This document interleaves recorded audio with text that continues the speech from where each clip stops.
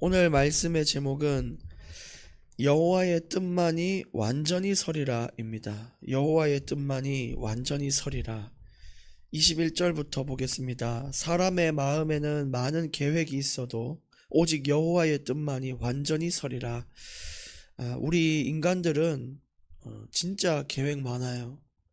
매일 스케줄만 봐도 어디 빨래하기, 누구 만나서 계약을 따내기, 점심에는 뭘 먹기, 이렇게 작은 것을 말씀드렸지만 인생의 큰 것들도 여러 가지 계획들을 다 세워놓고 거기에 맞춰서 기쁨을 좀 누리면서 살아가고 아니면은 또 슬픔을 가지고 살기도 하고, 하여튼 크고 작은 계획들을 세워놓고 소망을 가지고 살기도 하고 항상 목표를 가지고 이렇게 산단 말이에요.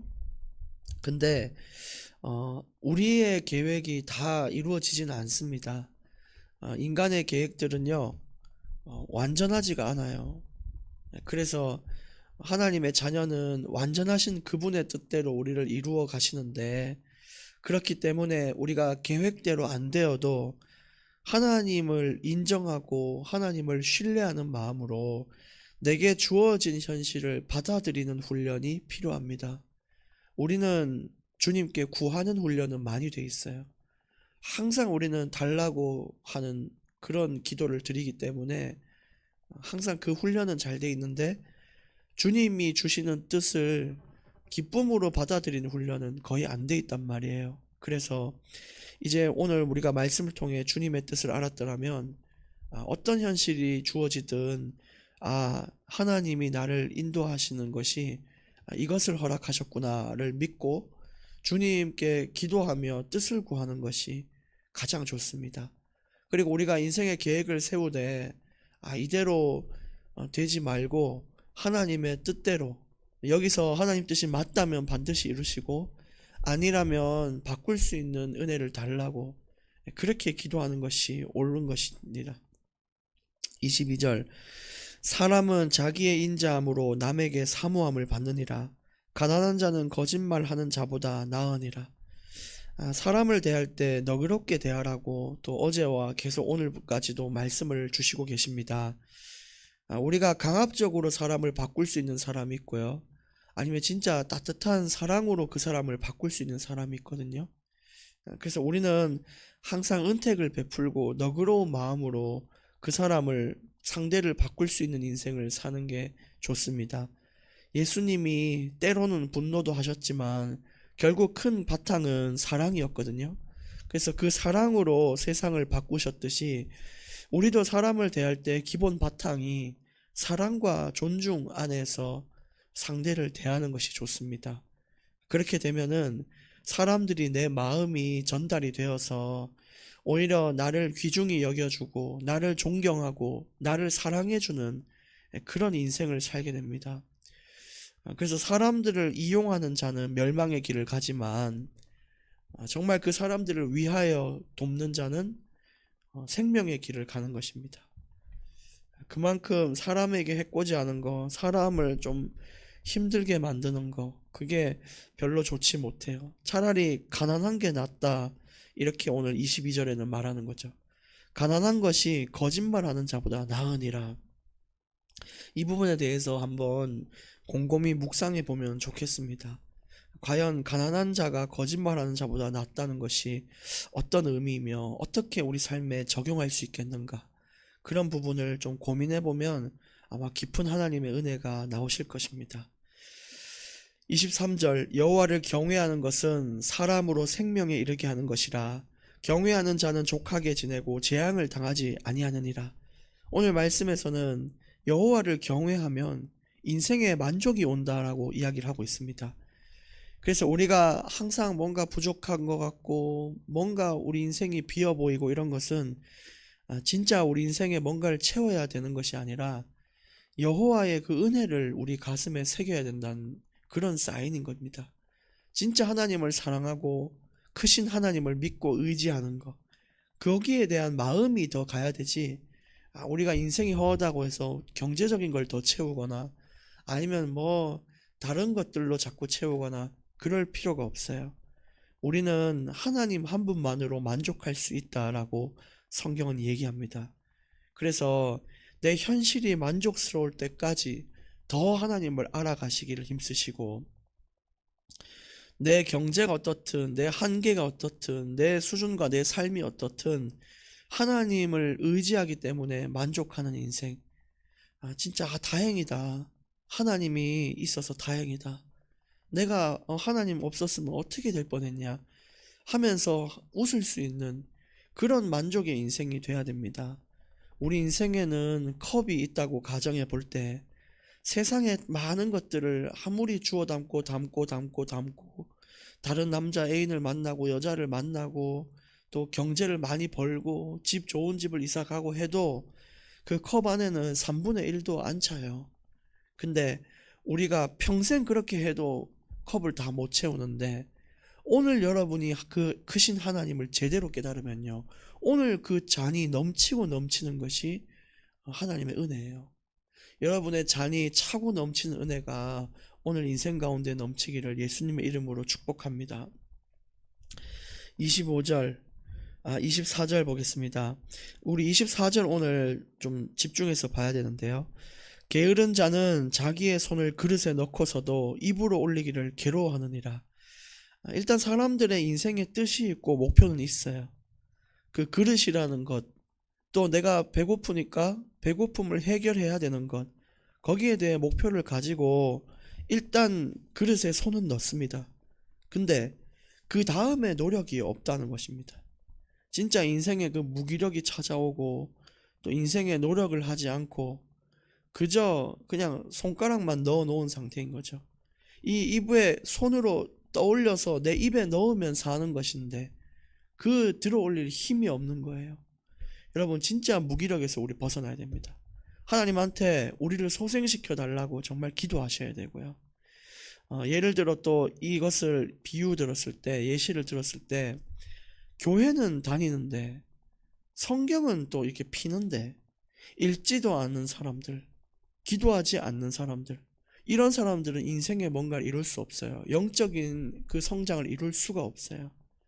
그것이 마치 자기 손을 그릇에 넣고서도 올리기를 괴로워하는 자와 같아요. 예배당에는 나왔는데 말씀에 집중할 힘이 없어요. 진짜 하나님 찬양 소리는 울려 퍼지는데 입술을 열어 찬양을 드릴 힘은 없는 거예요. 교회에서 많은 사역들과 헌신이 이루어지고 있는데 내가 그걸 감당할 수 있는 힘은 없는 거예요. 여러분, 진짜 그렇게 우리가 가면 안 되겠죠. 오늘 말씀처럼 진짜 입으로 넣을 수 있는 힘과 능력이 우리 가운데 있기를 원합니다. 진짜 인생이 그래야 되거든요. 25절, 거만한 자를 때리라. 그리하면 어리석은 자도 지혜를 얻으리라. 명철한 자를 견책하라. 그리하면 그가 지식을 얻으리라. 오늘 25절에는 두 가지의 훈계 방법이 나와요. 첫 번째, 거만한 자를 때리는 방법. 그러니까 때리는, 채찍질하고 매를 때려서 바꿀 수 있는 사람이 있고요. 그 다음에 명철한 자 같은 경우는 그냥 단순히 말로 견책했을 때 바꿀 수 있다는 것입니다.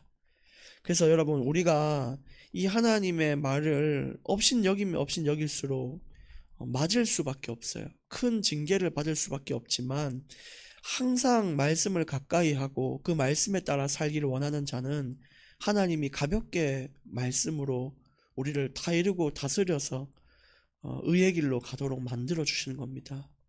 오늘 한번 택해 보십시오.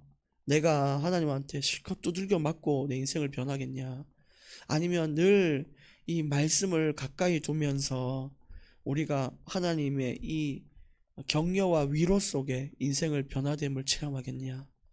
진짜 그 중요한 사실입니다. 26절, 아비를 구박하고 어미를 쫓아내는 자는 부끄러움을 끼치며 능욕을 부르는 자식이니라. 여기서도 계속 강조됩니다. 부모를 대적하는 것은요, 하나님을 대적하는 것과 같습니다. 그래서 결코 부모를 우리가 소홀히 해서 안 되고 공경하고 존경할 수 있는, 정말로 우리가 사랑할 수 있는 그게 부모의 위치라는 것을 알고 행해야 됩니다. 하나님의 질서이고 뜻이기 때문에 행해야 되는 것입니다. 27절, 내 아들아, 지식의 말씀에서 떠나게 하는 교훈을 듣지 말지니라.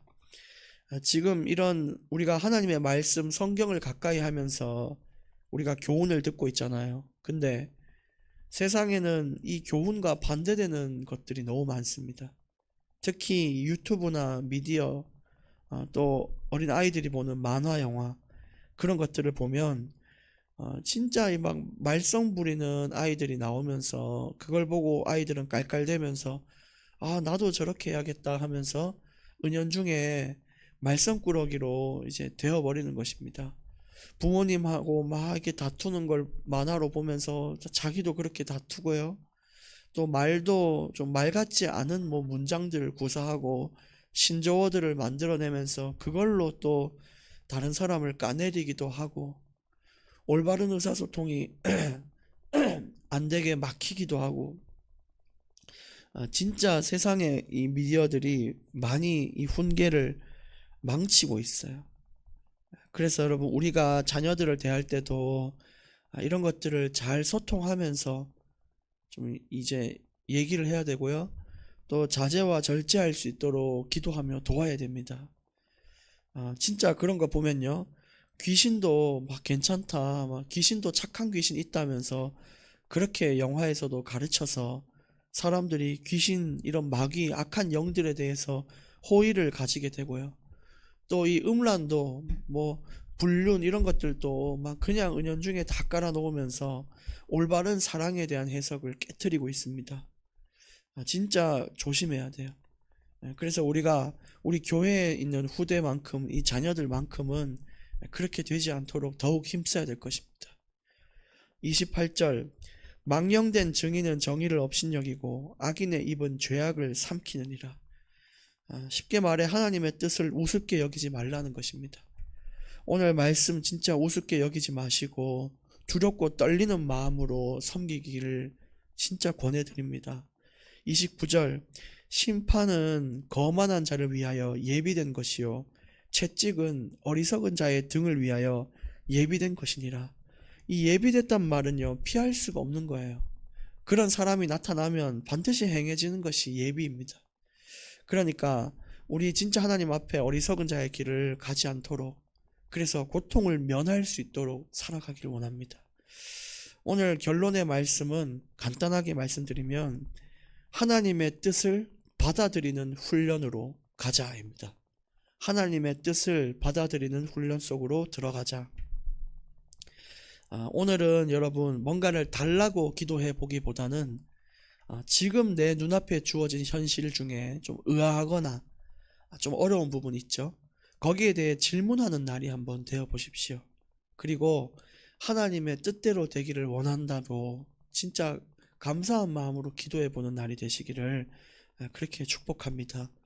기도하겠습니다. 하나님 감사합니다. 오늘 뜻처럼 여호와의 뜻만이 우리 인생에 완전히 서게 하여 주시옵소서. 예수님의 이름으로 기도합니다. 아멘.